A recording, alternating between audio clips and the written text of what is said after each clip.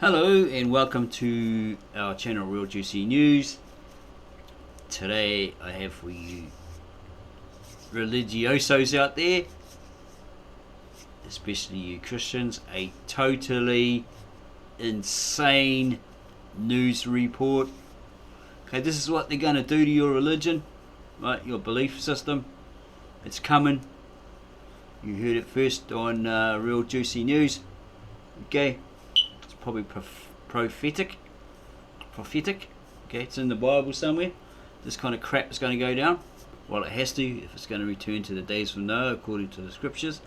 Right, here's a Fox News primetime report. Is it for real, or is it, as Trump says, fake news? Okay, as he used to say. Okay, pastor kicks out police trying to shut down Easter service. Fox News primetime host discusses the anti-religion sentiment in the West that Easter Monday. What else they got to say there? Okay, just saying subscribe.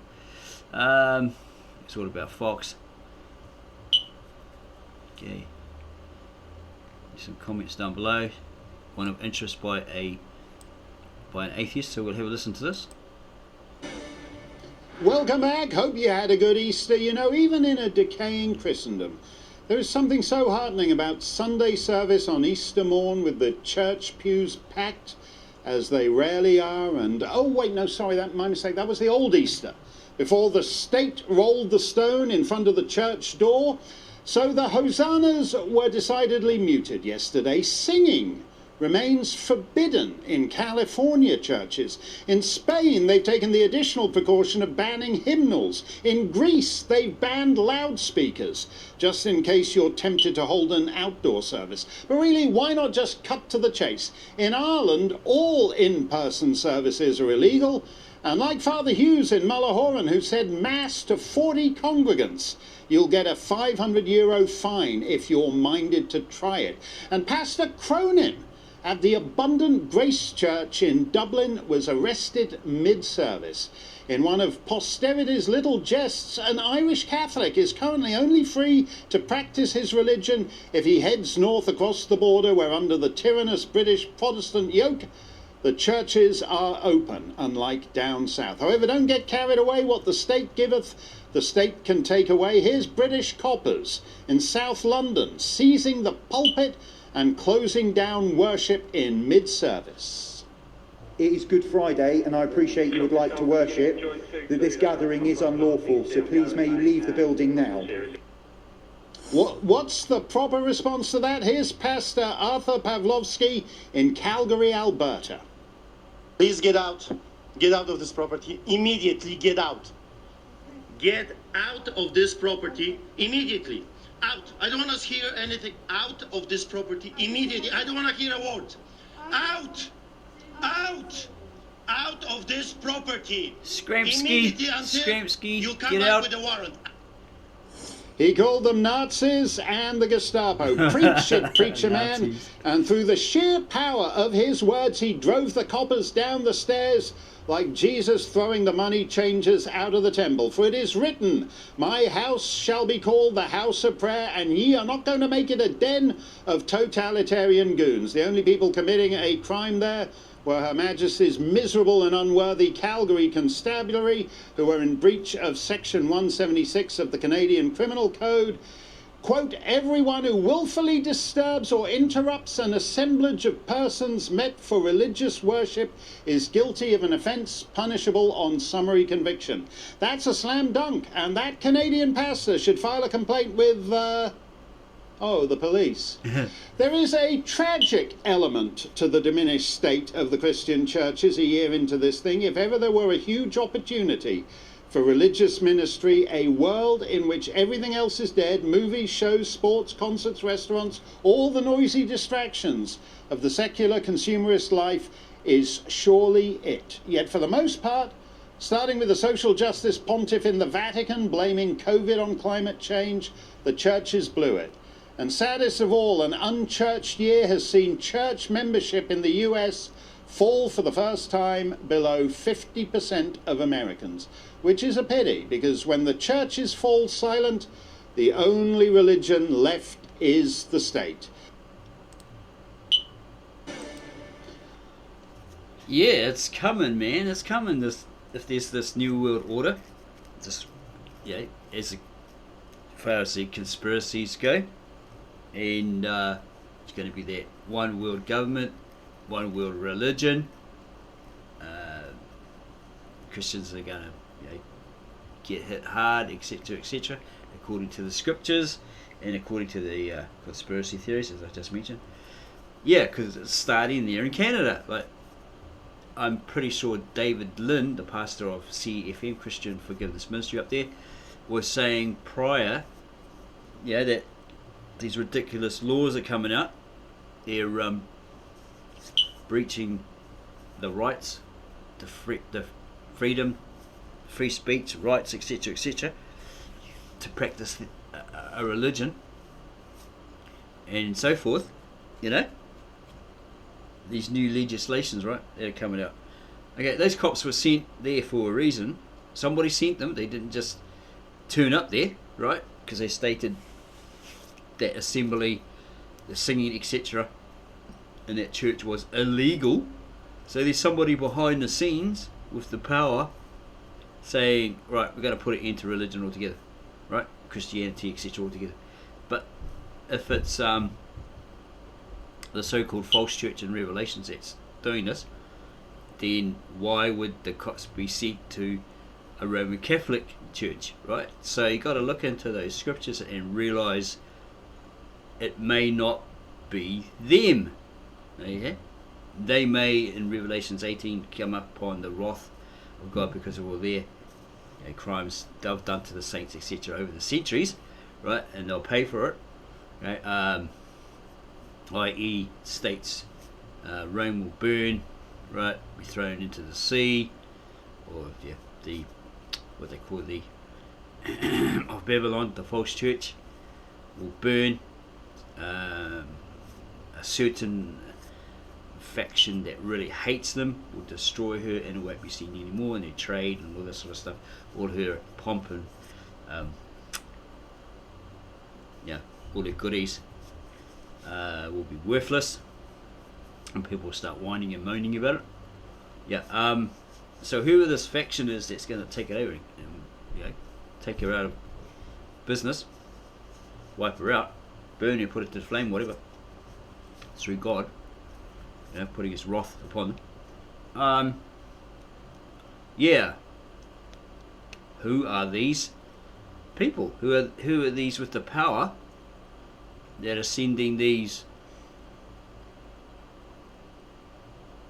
cops? Okay, to be nice, these cops, there might be children watching, to these places and say, oh, it's illegal to gather, it's illegal to sing, to preach, to have an outdoor meeting, all that sort of stuff. Okay, in all different countries of the world, like Greece, Ireland, obviously Canada. It's going to spread like wildfire.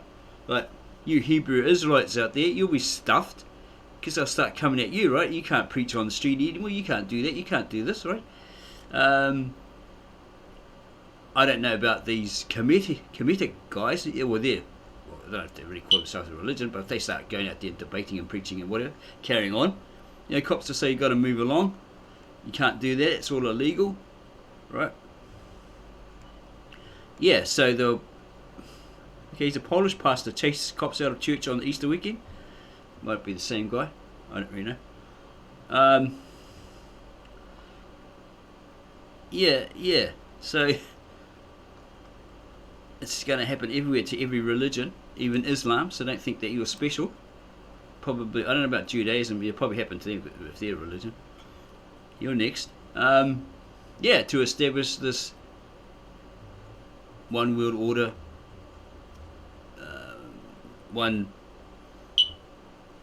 the conspiracy stuff, right? One religion. Figure out who it is. Have a look at Revelation 18. Who is this certain faction that really hates the of Babylon? Okay, I'll read it. I'll see if I can find it. Okay. I have to go because it's not a very nice word to use.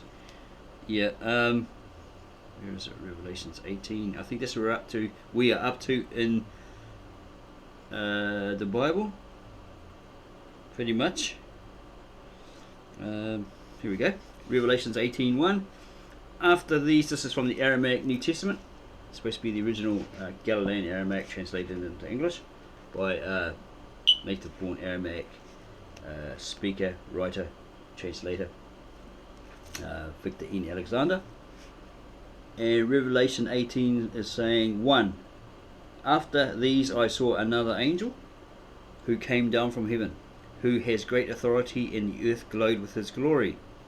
And he cried out in a powerful voice as he said, there she falls, Babylon the Great, the dwelling place of demons. It's inhumane creatures. We'll just have a look at the footnote here on page 509 of that translation. Footnotes 18.2, literal Aramaic idiomatic, that's the expression that they put across, what they thought, and it's expressed, the expression, right?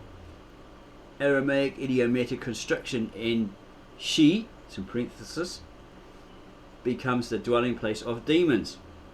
Literal Aramaic idiom, prison or protectorate. Male and female evil spirits mentioned separately. Okay? So it's like this evil center for it all, right? The dwelling place of demons and the haunt of every evil spirit and of every flying and hated spirit. Okay.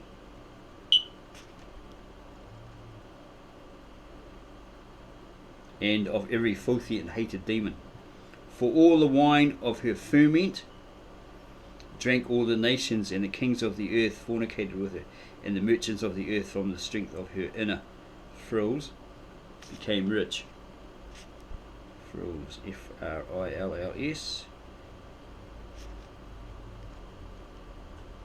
18.3, literal Aramaic idiom, lining or luxuries. Okay, so by the sounds of that, this powerful false church, right, very popular, all the kings of the world, got with her, traded with her, dealt with her, so they get the wrath from God for being part of her, because he forewarns them in Revelations, get out, come out, his children, right? Children of God, sons of God, get up. These two partake in her plagues that are coming upon her, right?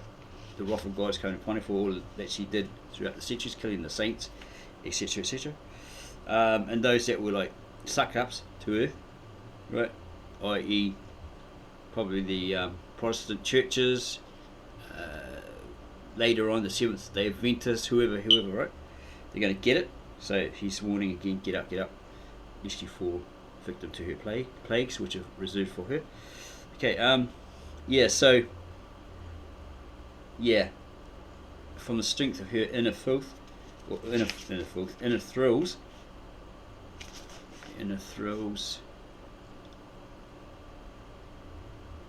lining or luxuries, they became rich.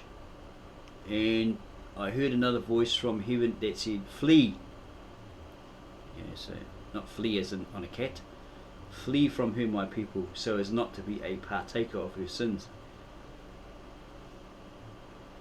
18:4. Literal Aramaic idiom, exit. In other words, get out. Get out of it, come out of it.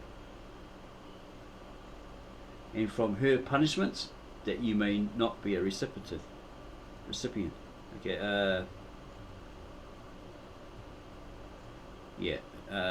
literal Aramaic idiom, plagues.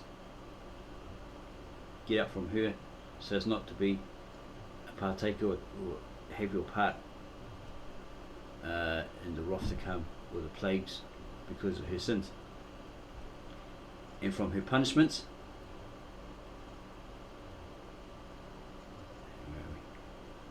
18:5.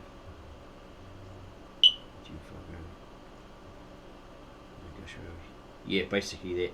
The plagues, the wrath that's coming upon her.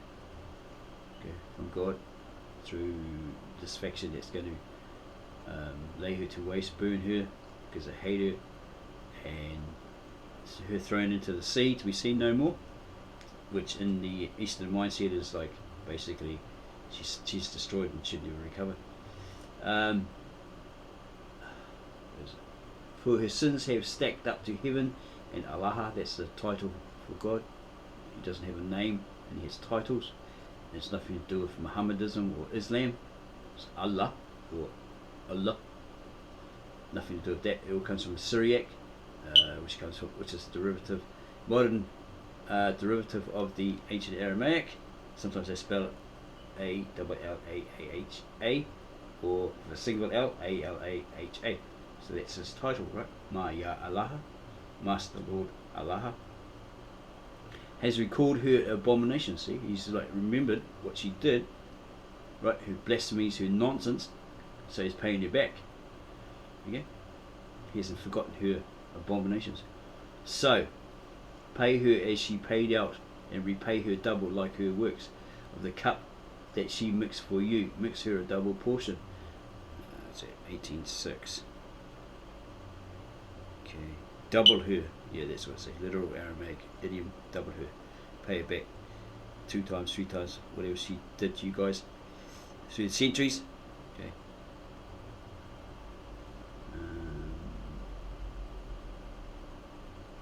So pay her as she paid out, and repay her double like her works. Of the cup that she mixed for you, mix her a double portion. How she swaggers in her gait, G-A-I-T.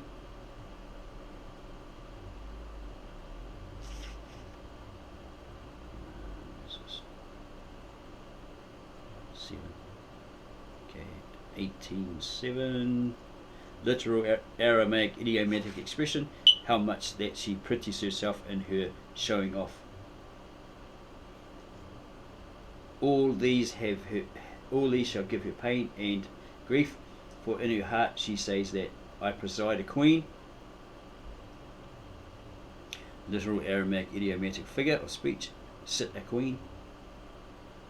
Neither am I a widow, nor will I see sorrow. Because of this, one day her punishment, or the wrath, the plagues, will come, death and travail and famine, and by fire she will burn, for omnipotent is the Allah, it's God who judges her. And they will burn, and they shall weep and wail and writhe over her. The kings of the world, that's the kings of the world, are going to cry and wail and whine and moan over it. Okay. Those who fornicated and showed off.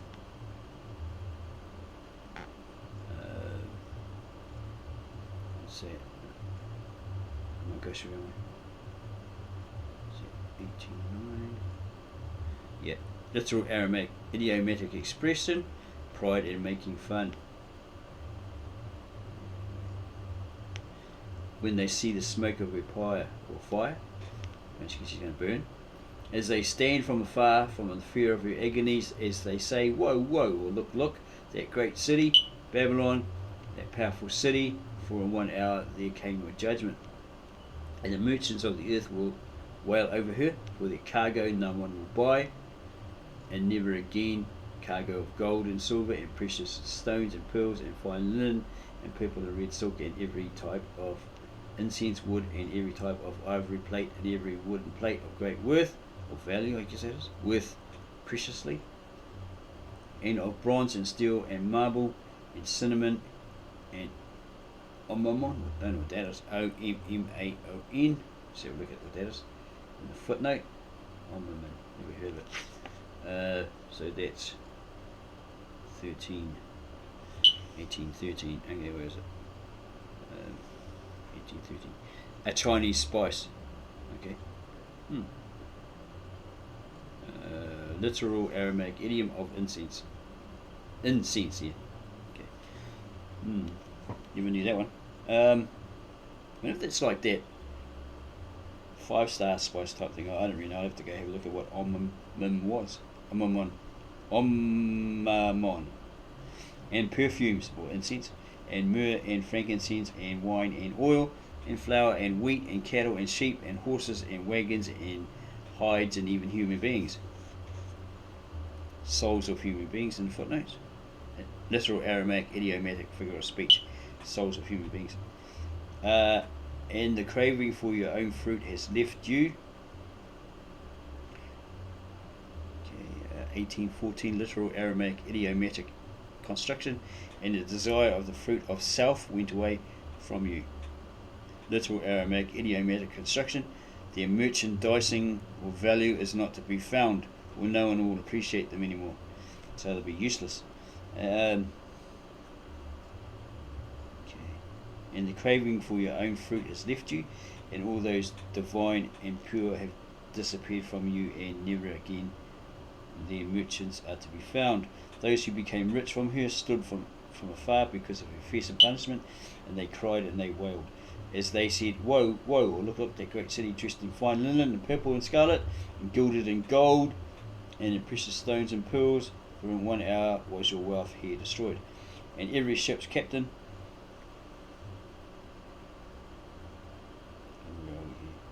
17, literal Aramaic idiom, nautical governor, and every traveller, literal Aramaic idiomatic figure of speech, goer to a place, and seafarers, literal Aramaic idiom, nauticals, and every merchant marine, literal Aramaic idiom, worker with water, stood from afar and cried out as they saw the smoke of her fire, or her fire. She's on fire, right? She's ablaze, saying, What resembles that great city? 1819, is it? 1819. Yeah, 1819 literal Aramaic idiom became. Okay, so, what became of that great city?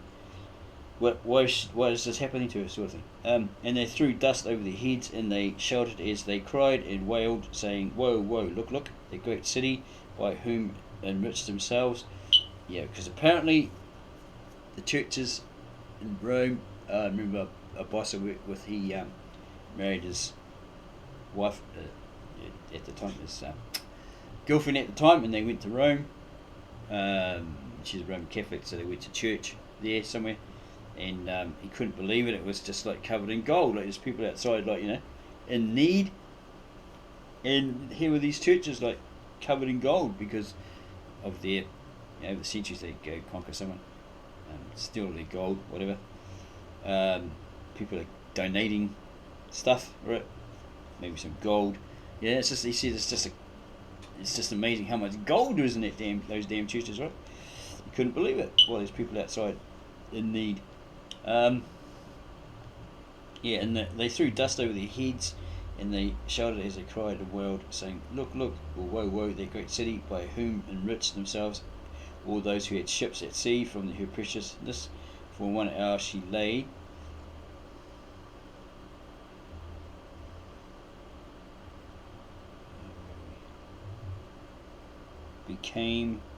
Aramaic idiom, became ruins.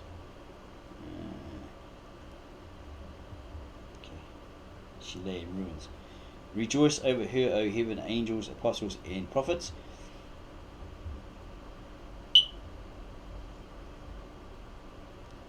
For Allah, or God, shall extract judgment on your behalf from her. All those saints under the altar that said, when will be avenged, God? Allah says, just wait a little bit longer, etc., etc. Yeah, that's what it's referring to. All those people that, when they went across the lands and killed off the opposition, forced them into repenting, converting to their state religion, right? By force, threat of force, flame, sword, torture, all that sort of stuff for those centuries, like the Inquisition, etc., etc. Okay, so here it is. She's going to burn. She's going to disappear. So she won't be anymore. No one will trade with her. All of her values will be crap, worthless. Okay. Revelations 18:21. And an angel took a stone like that of a great mill and threw it in the sea, while saying, with such force, or effective force, or actual force, literal Aramaic idiom, actual force or effective force. Okay.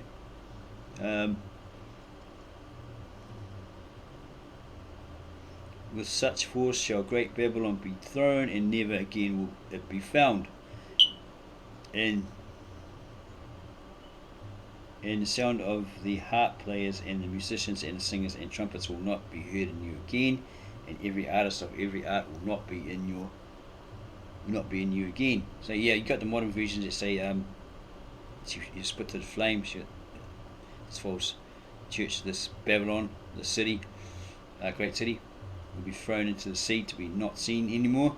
Okay, but here it's saying, with such force shall great Babylon be thrown, and never again will it be found. Okay. Yeah, thrown into that turmoil, I guess. And the light of the lamp will not be found in you again, and the sound of milling and wheat grinding will not be heard in you again, because your merchants were such great ones of the earth, since through your sorcery all the nations were lost.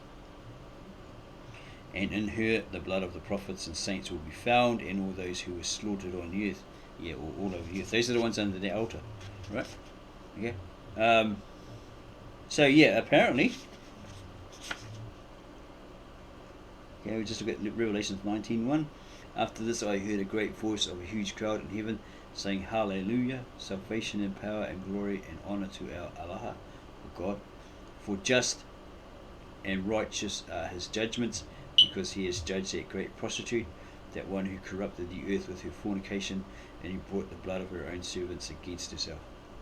Okay, so yeah, basically it's saying there, this false church, payback has come, right, through God. Justice has been done, because he's just and righteous, and his judgments are just and righteous. So his judgments come upon them, his wrath has come upon them, and they'll face this plague, right? This destruction.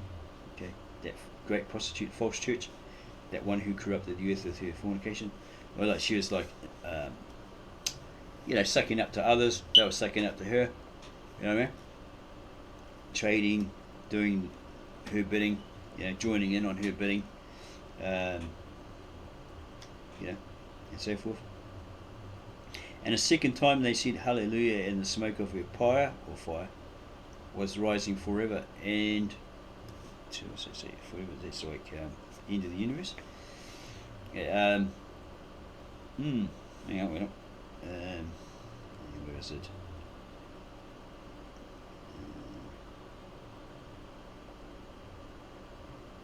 Rising forever 3. Rising forever 19:3. Literal Aramaic idiom, to the end of the universes, of all the universes. That's how they express themselves, I guess, through an idiom. And the 24 priests fell, and the 4 life forms, and they worshipped the Allah God. Well, they must be up in heaven there, right? I guess they're those who surround them all the time and praise him all the time.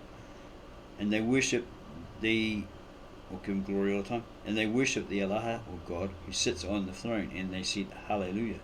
And a voice emerged from the throne that said, Glorify our Allah, all of you, his servants, and those who submit to him, to the small and the great.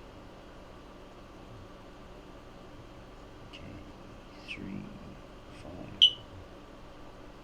19:5. Where is it? Yeah, literal Aramaic idiom, slaves. Okay. So let's go back here, because in the footnotes, where was it?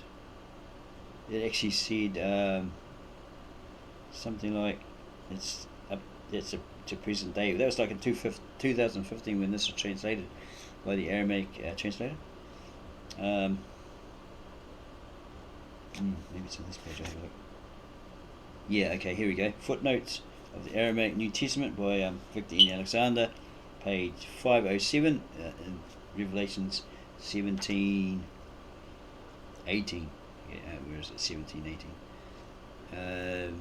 Here we go. Just got to find this. Wait.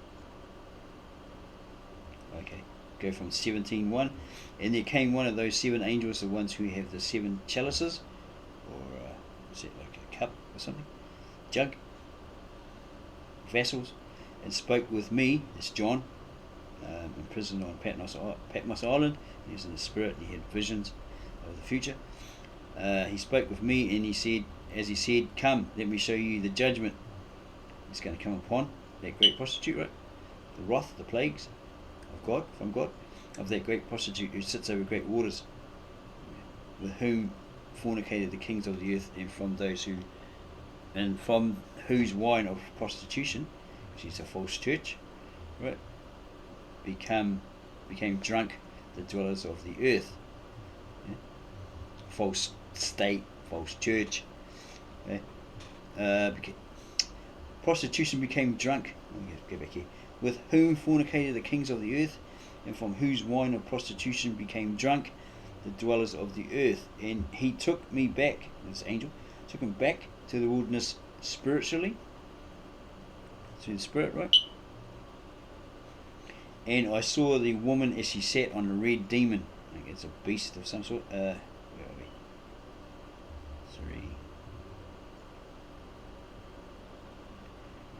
3. Took him by the spirit. This carnivorous creature or demonic beast. Okay.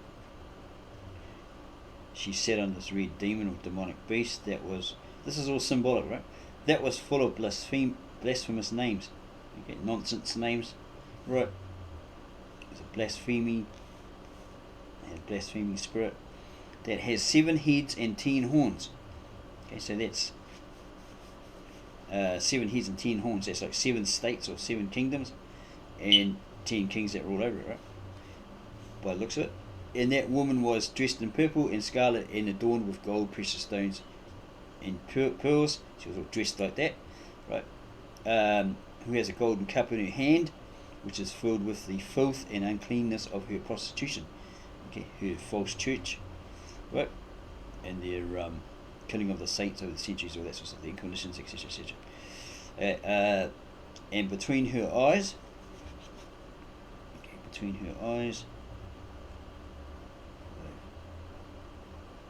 or on her forehead, literal Aramaic idiom, on her forehead, the disposition that is written, Babylon, the great mother of prostitution and earthly satisfactions. And I saw the woman that was drunk with the blood of the saints and the witnesses of Joshua. And that's the Aramaic name for Jesus the Messiah, Joshua, or Isho in the Assyrian Aramaic, Ysho, pronounced Isho, or Jesus the Messiah, Yeshua in the Hebrew. And I was amazed as I saw the great wonder. And the angel told me, "Are you amazed because of this? I will tell you about the disposition of the woman and the demon who bears her, the one who has the 7 heads and the 10 horns." The demon, or the inhumane creature, carnivorous creature or demonic beast that you saw, was going to be, and he was destined to rise out of the abyss and go to oblivion. Okay, who's he talking about? Talking about the devil, isn't he?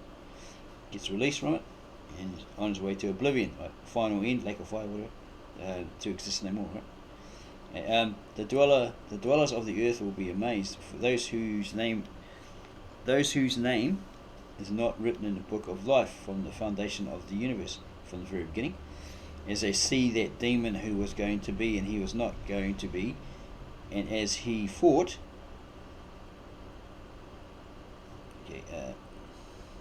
who was going to be and he was not going to be. Okay, so he was, or something like that demon who was coming, I guess, was going to appear, and then he was not going to be, because I guess he gets destroyed. goes to oblivion, and as he thought. This is where the mind that has wisdom manifests itself.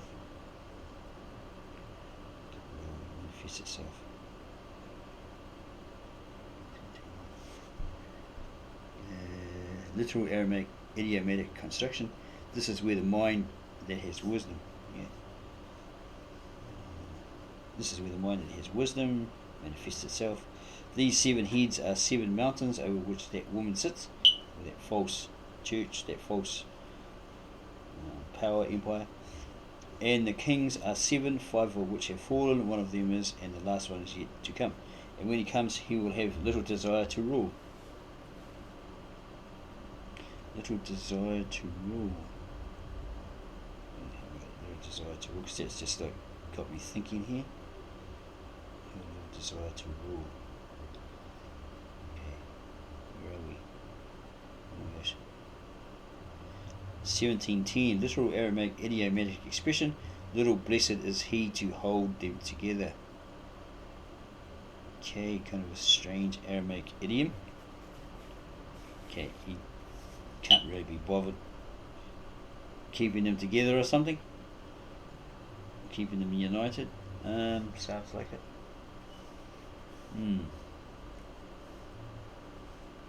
And the 10 horns that you saw are 10 kings, those people who have not yet been crowned, given that authority, I suppose. Literal Aramaic idiomatic figure of speech has kingship upon them. Yes. Have not yet been crowned. Except authority as kings is given them for 1 hour with that demon. They only have one desire, and their power and authority they give to that demon.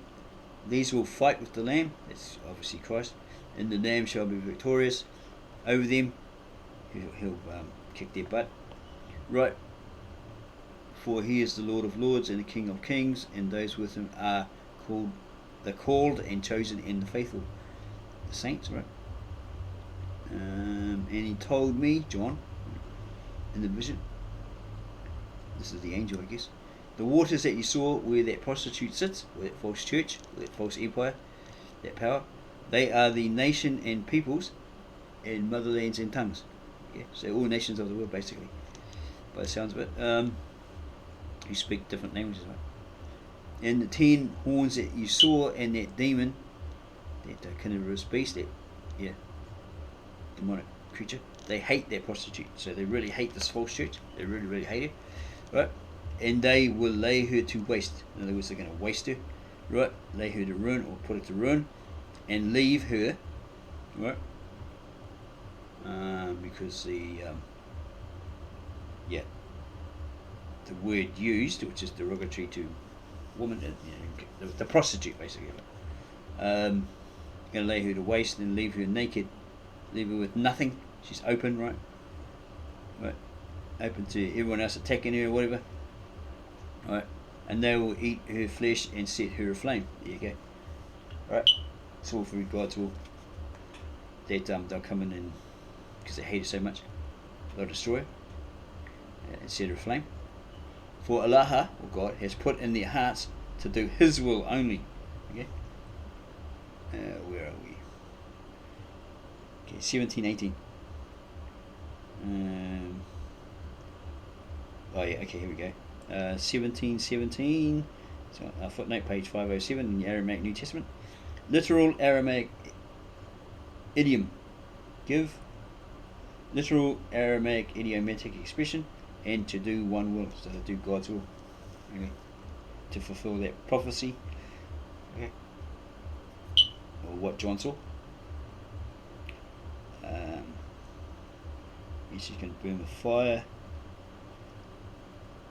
Okay, and it's approximately present day at this point of the vision. Okay, so this was translated and published around 2015.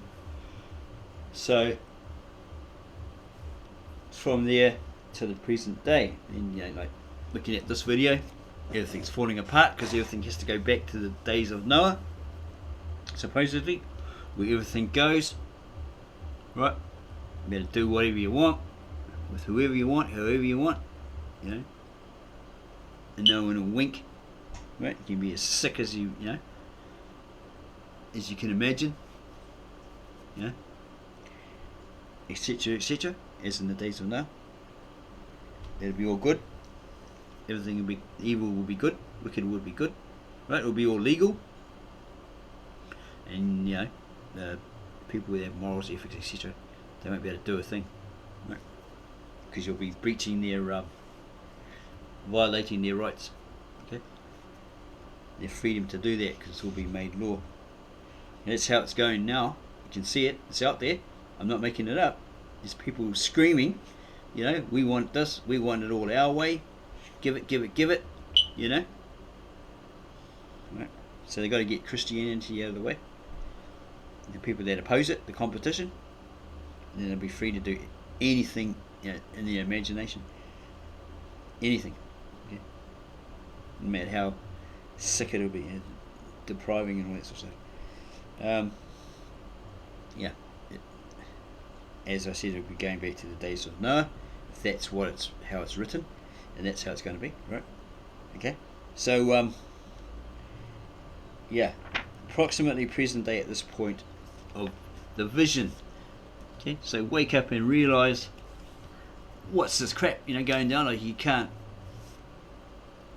attend a mass or a church or whatever and sing hymns that, you know, to honour your God. You know, you can't teach and preach and read the Word of God and all this sort of stuff. You know, as you saw in this, right? There's another one here. Let's have a look at that one. Of that pastor who actually reports it. You know, what went on. Okay. What went on there? It's only 4 minutes long. Ready to play. Yesterday we showed you this remarkable scene. A policeman in a supposedly civilized country busting into an Easter service and attempting to close it down, which was in fact an illegal act by those coppers. In this case, the mass strengths of the constabulary didn't measure up to one determined pastor, and he cast them out of his church. That preacher joins us now, Arthur Pawlowski. Pastor, it is great to see you. You're joining us from Calgary, where those nice Canadian police suddenly invaded, and you basically, through the sheer force of your personality, threw them out of the temple, and it was a wonderful thing to see those guys retreating down the stairs. What's interesting is you grew up behind the Iron Curtain, and what happened to you over Easter is exactly, I take it, why you didn't want to stay behind the Iron Curtain. That's exactly so. Thank you so much for having me. I grew up under communist dictatorship, behind the Iron Curtain, under the boot of the Soviets, and I'm telling you, that's no fun at all.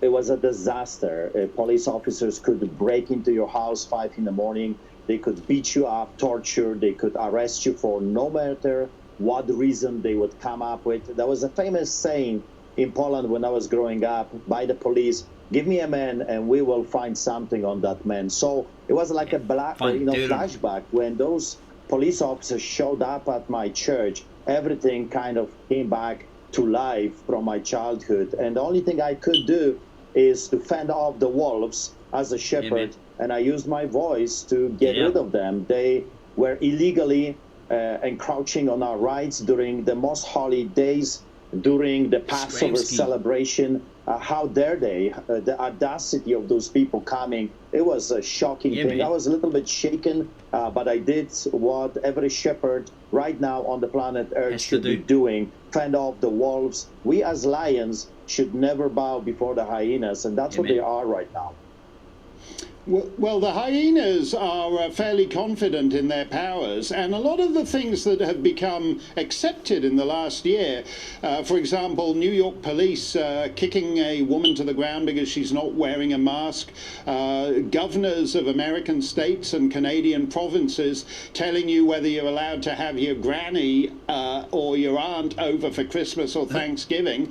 I mean, that is the kind of tight 24/7 control that that most communist countries lived under for half a century from the end of the Second World War. Is it all beginning to look worryingly familiar to you, the way people accept it?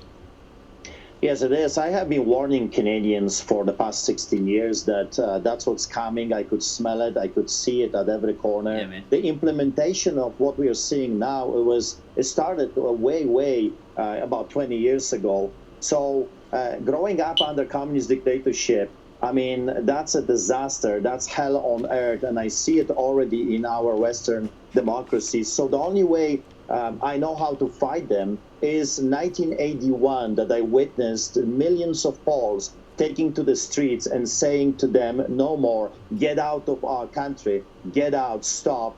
Millions of Poles took it to the streets during Solidarity, Lech Wałęsa, and they wanted freedom. Right now, if you want your freedom back, because we have to remember, history is teaching us that those people will never give up their new gained powers. You gotta demand those rights back. You have to fight for your rights. They'll never give it back to you freely. So how to do it? Get them out of your properties, out of your businesses, out of your churches. Open up, open the churches. Clergymen should unite and start pushing this darkness away. And we should come and take to the streets and say no more lockdowns, no more restrictions. We will not put up with this anymore. We are fighting back. Well, thank you for that, Pastor. That is very inspiring. I would love to see a Lech Wałęsa 1981 size demonstration on the streets of a Western city. It would be very heartening. Yeah, I think David Lindsay, if he'll be out there doing it. He's already been arrested once or twice, lawsuits and all that sort of crap. Yeah, so he basically was telling people in Canada that's what's going down. Kudos to that guy. Yeah, if that's what you believe in, you know, you've got to stand on that rock, that foundation. Who's that rock? Who's that foundation? Right? Don't be a yellow chicken. You know. You might even have to go to that point where you get thrown in prison, all that sort of stuff, and martyred even. You know, there's some power, some authority is sending these clowns out there, you know, to do this sort of stuff. It's not just them turning up. They've given them that power to do that, or they think they got that power. They're power mad, right? And they just turn up and say, "Oh, you can't do this, you can't do that, you can't." Next to me, you can't breathe, right? You're not allowed to breathe, and all this sort of crap. Will they go that far, right? Possibly. Oh yeah, they're turning up. These cops are just insane. For some reason, they're going insane, right? Power mad, power crazy, whatever. Okay, and there's some silly people out there who are, you know, backing them up. You know, blatantly racist. Okay, all that, you know, making all these false statements, you know, false claims, and they don't back it up with the evidence, links to the evidence. Okay, to establish the facts, to you know, show the evidence proofs, right, etc. Okay, establishing the claims as fact, you know, establishing the facts as fact, and proving all irrefutable and infallible, right? They'll be quick to debunk everything because they can, right? Yeah, they'll be the yellow chickens, yellow livered chickens that'll you know, bend over for this authority, this power. They'll probably be behind them, you know. Certain factions that are anti-God, but yeah, yeah. So I'm going to end it there because I don't want it to be too long. I might have to chop it in half because I don't think people really want to watch hour to 3 hour to 4 hour videos. Yeah, they want something short, to the point, you know, making an impact. Okay, so subscribe to our channel, give us a thumbs up, or give us a like, set that bell so that you never miss out on our latest videos, real juicy news, be they crazy, insane, totally ridiculous, bizarre, or completely funny, or totally stupid. Okay. Okay. Then you go tell all your friends, Christian friends, religious friends, this is happening, man. This is going down. It's coming. And you heard it on real juicy news.